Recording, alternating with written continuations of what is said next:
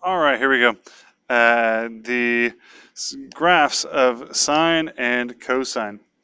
So here we have sine of theta and our horizontal axis. Notice it's in degrees. It could also be in radians. Hey, what's 360? That's 2 pi. Where's 270? All right, let's go with 180 first. No, let's just be for 3 halves pi, 1 pi, and half of pi. And there's kind of those same equivalents. So we're going to lay those two graphs right on top of each other, um, with our output being 1 and -1, somewhere in between the two of those. And well, let's talk about why. If we have our unit circle here, and even though my circle's quite a bit off, let's go with sine. So at 0 degrees, or at 0 pi, or 2 pi, or 360 degrees, but in standard position, what is sine? Remember, sine is talking about our y value, and the y value here is 0. It's not up or down. So we've got 1 comma 0, and that's at 0 degrees. So here we are, 0. Okay.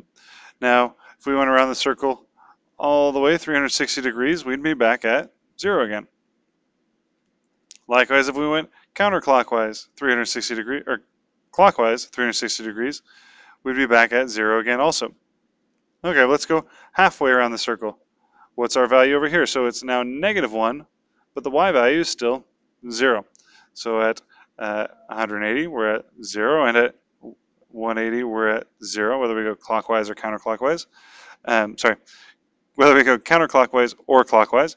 And now let's get in, break that down a little more. So at 90 degrees, we've got 0 left to right, and we've got a positive 1 y value.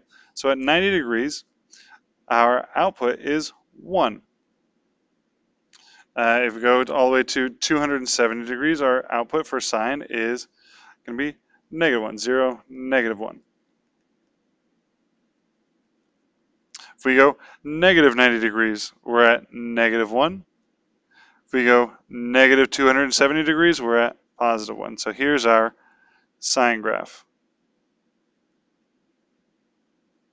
Oops. Should be a little more curved here, sorry about that. All right, and notice that the fundamental period going from one point to its corresponding relative point is 360 degrees. It's right around the circle, or 2 pi. Amplitude, you take your maximum minus your minimum, so 1 minus -1, which gives us 2, and you divide that by 2. So our amplitude is 1. All right, there we go. And now keeping this, let me kind of cut it out so we don't redraw it.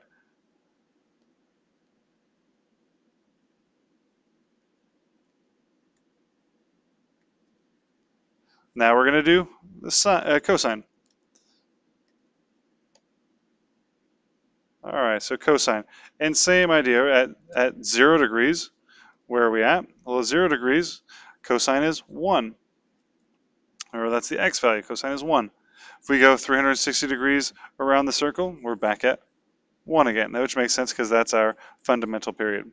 If we go clockwise 360 degrees, we're again back at 1. All right. Now if we went 90 degrees, what's our x value? Our x value here is 0, so 0. If we go 180 degrees, our x value is -1. Back to 0, back to 1.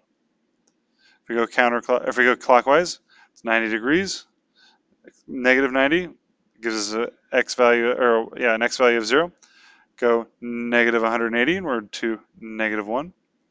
-270, we're back to 0. -360, back to 1.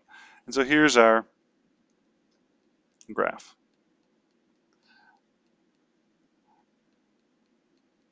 F of x equals cosine of theta. And so we've got our sine graph and our cosine graph. I'm going to zoom out a little bit here. With our sine graph and our cosine graph, it says, can the equation for the graph of cosine of theta be written as a translated sine of theta equation? And so let's find out, how could we write cosine of theta in terms of sine of theta? Okay, and so what would it be? Well, y would be equal to, or f of x would be equal to, we want it written as a translated sine. So sine of, well, what's happening for the sine graph to turn into the cosine graph? So all these, everything's being shifted, looks like 90 degrees to the left. Where I have at 90 degrees I have one, here it's at 0 degrees we have one. So the sine of theta, minus, plus 90, because we want to move everything to the left. So sine is theta plus 90. So whatever, now it's written as a translated sine graph, that we're going to move everything 90 degrees to the left. All right, hope that helps.